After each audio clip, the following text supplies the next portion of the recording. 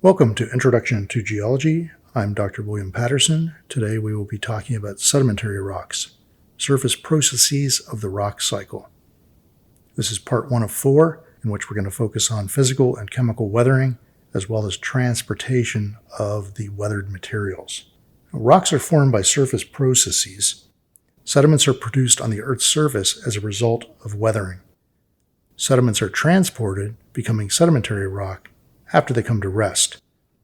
Sedimentary rocks provide evidence of ancient sedimentary environments where they formed. Much of the Earth's surface, including its seafloor, is covered with sediment. These layers of loose particles have diverse origins. Most sediment is created by weathering of the continental crust. Some sediment is the remains of mineral shells secreted by organisms and some organic matter, whereas others consist of inorganic crystals that precipitate when dissolved chemicals in oceans and lakes combine to form new minerals. Sedimentary rocks were once sediments, so there are records of the conditions at the Earth's surface when and where those sediments were deposited. Geologists can work backwards to infer the sources of the sediment from which the rocks were formed and the kinds of places in which the sediment was originally deposited. The top of Mount Everest, for example, is composed of fossiliferous limestone. What this means is the Coma-Langma limestone at the top of Mount Everest was once at sea level during the Ordovician about 470 million years ago. Weathering is the general process by which rocks are broken down at the Earth's surface to produce sediment. There are two types of weathering. Physical weathering takes place when solid rock is fragmented by mechanical processes, such as freezing and thawing or wedging by tree roots, that do not change its chemical composition. The rubble of broken stone that's seen at the top of mountains and hills is primarily the result of physical weathering. Alternatively, chemical weathering refers to processes by which the minerals in a rock are chemically altered or dissolved. The blurring or disappearance of lettering on old gravestones and monuments is caused primarily by chemical weathering. Erosion refers to processes that dislodge particles of rock produced by weathering and move them away from the source area. Erosion occurs most commonly when rainfall runs downhill. Transportation refers to processes by which sediment particles are moved to sink areas. Transportation occurs when water, wind, or the moving ice of glaciers transport particles to new locations downhill or downstream. Deposition, which is also known as sedimentation, refers to processes by which sediment particles settle out as water currents slow down, winds die down, or glacial edges melt to form layers of sediment in sink areas. In aquatic environments, particles settle out, chemical precipitates form and are deposited, and the bodies and shells of dead organisms are broken up and deposited. Burial occurs as layers of sediment accumulate in sink areas on top of older, previously deposited sediments, which are compacted and progressively buried deep within a sedimentary basin. These sediments will remain at depth as part of the Earth's crust until they are either uplifted again or subducted by plate tectonic processes. The asteroid at Chicxulub has entered the Cretaceous. India smashes into Asia, punching up the Tibetan Plateau 20,000 feet high. Material lifted high into the atmosphere, weathering rapidly to form massive amounts of sediment that pour into the Indian Ocean, drawing down CO2, changing atmospheric chemistry. This massive two-continent pileup is a major aspect of the long cooling trend of the Earth's atmosphere that has continued until recently when we began our experiments with the burning of fossil fuels, re-elevating the atmosphere in CO2. We'll get back to this in a later module. The race was definitely underway. I had witnessed the start, and was sure of that much. But what now? What comes next? Caused by pressure, heat, and chemical reactions, by which sediments buried within sedimentary basins are lithified, or converted into sedimentary rock. Lithified means to rockify, or to become rock. Weathering and erosion is the source of sediment. Chemical and physical weathering reinforce each other. Chemical weathering weakens rocks and makes them more susceptible to fragmentation. The smaller the fragments produced by physical weathering, the greater the surface area exposed to chemical weathering. Together, physical and chemical weathering of rock create both solid particles and dissolved products. Erosion carries them away. These end products can be classified either as siliciclastic sediment or chemical and biological sediment.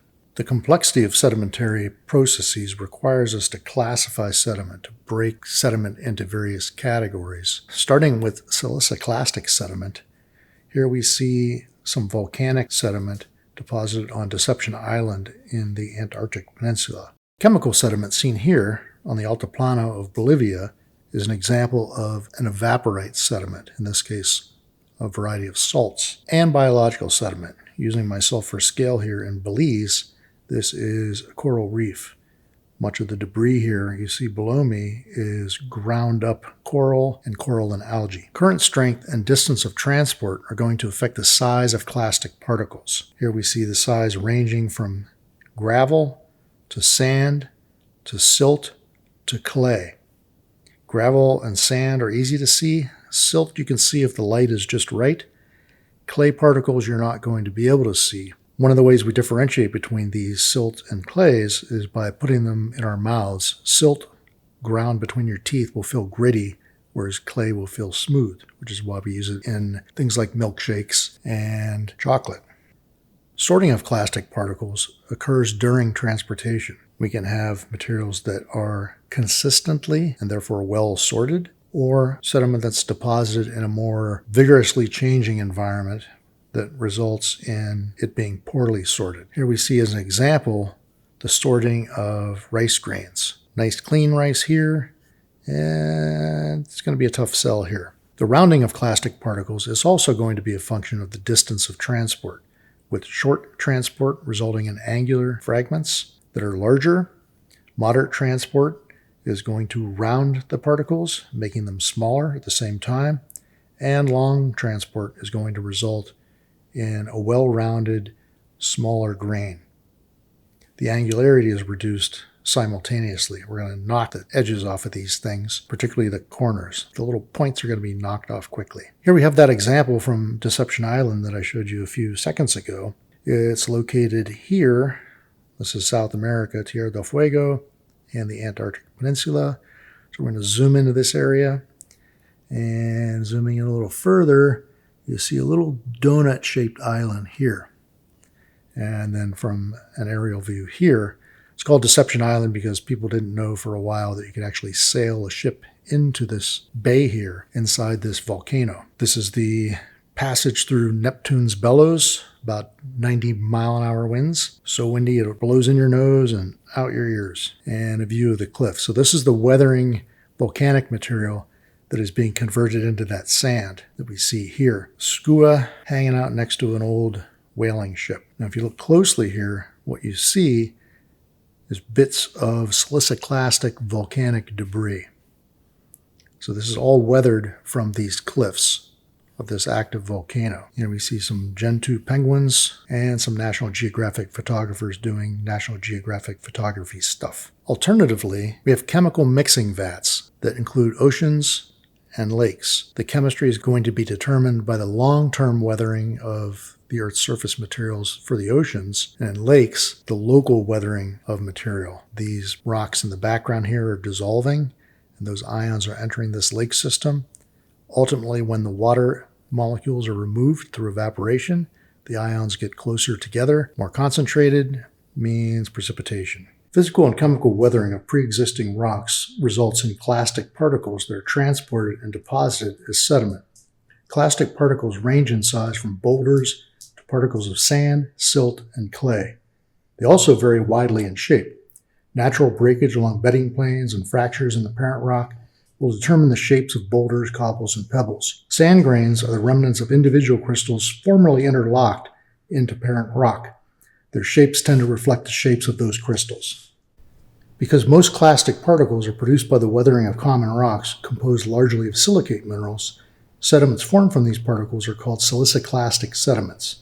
The mixture of minerals in siliciclastic sediments varies. Minerals such as quartz resist weathering and thus are found chemically unaltered in siliciclastic sediments. These sediments may also contain partly altered fragments of minerals such as feldspar that are less resistant to weathering and therefore less stable. Still, other minerals in siliciclastic sediments, such as clay minerals, are newly formed by chemical weathering. Deposition starts when transportation stops. For clastic particles, gravity is the driving force of deposition. The tendency of particles to settle under the pull of gravity works against a current's ability to carry them. A particle's settling velocity is proportional to its density and its size. Because all clastic particles have roughly the same density, we use particle size as the best indicator of how quickly a particle will settle. In water, large particles settle faster than small ones. This is also true in air, but the difference is much smaller. Current strength, which is directly related to current velocity, determines the size of the particles deposited in a particular place. As a wind or water current begins to slow, it can no longer keep the largest particles suspended, and those particles will settle out. As the current slows further, smaller particles will settle. When the current stops completely, even the smallest particles will settle out. Now let's talk sedimentary basins. Sediment tends to accumulate in depressions in the Earth's crust. Depressions, in turn, are formed by subsidence. Sedimentary basins are depressions filled with thick accumulations of sediment, making them a sink for sediment.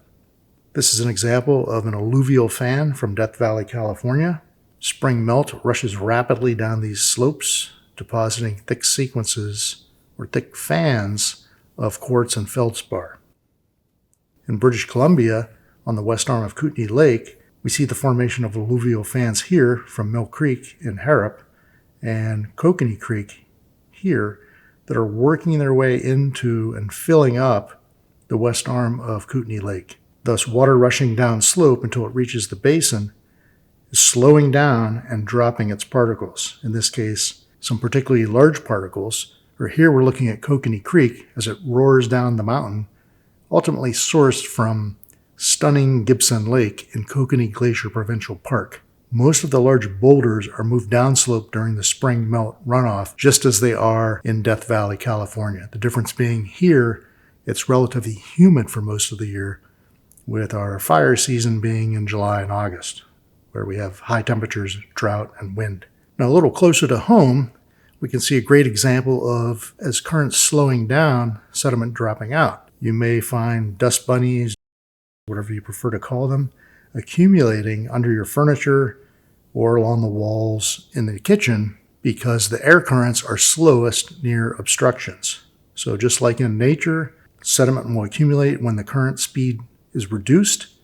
Here in your house, sediment is going to accumulate where the air currents from your feet rushing around, stomping, maybe your pet's going crazy. Those air currents diminish as they approach walls and beneath furniture, and you get deposition.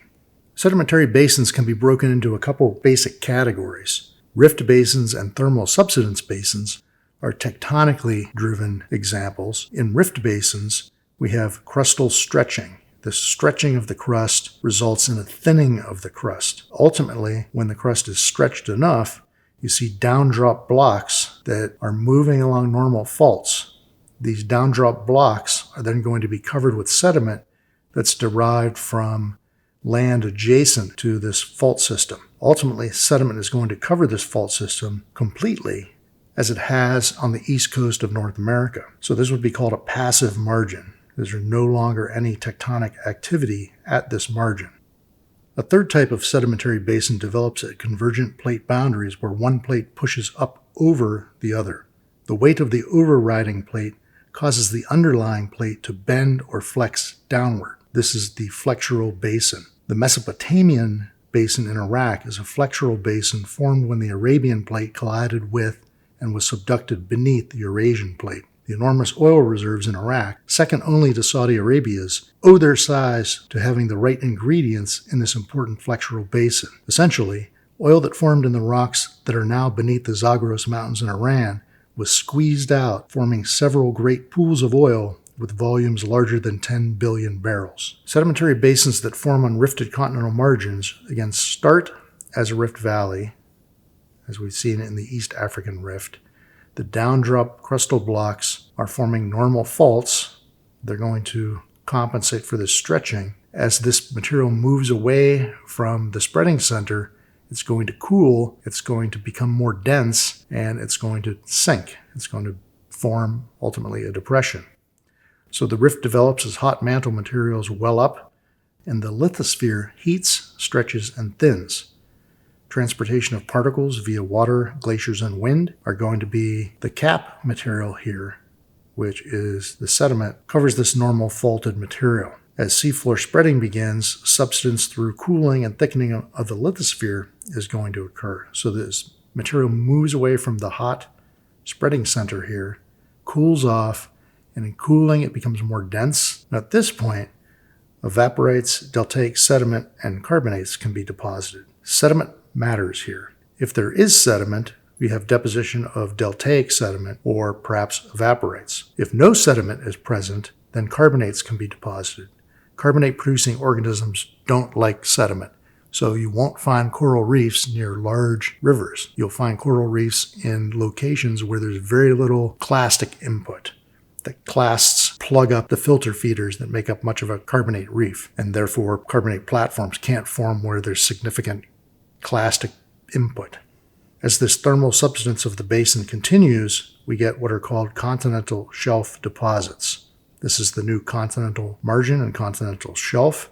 Again, a good example of this would be the eastern coast of North America, in particular, say, Georgia, South Carolina, North Carolina, Virginia. These deposits are then buried by accumulation of further sediment, and they may undergo diagenesis. This continental crust is going to sag from the weight of sediment and the cooling of the lithosphere, creating what's called accommodation space. This is space to accommodate sediment. Out in the center of this spreading, now widely spread rift, we have an abyssal plain, a deep water, flat surface that's covered with layers of very fine-grained sediment. The creation of abyssal plains is the result of the spreading of seafloor via plate tectonics and the melting of the lower oceanic crust. Covering over 50% of the Earth's surface, these abyssal plains form on the deep ocean floor, generally at depths of 3,000 to 6,000 meters or 10,000 to 20,000 feet. They are among the flattest, smoothest, and least explored regions on the Earth.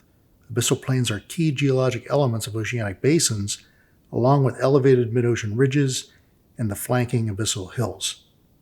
We probably know quite a bit more about the surface of Mars than we do the abyssal plains of the Earth. Stay tuned for more information on sedimentary rocks and sedimentary environments.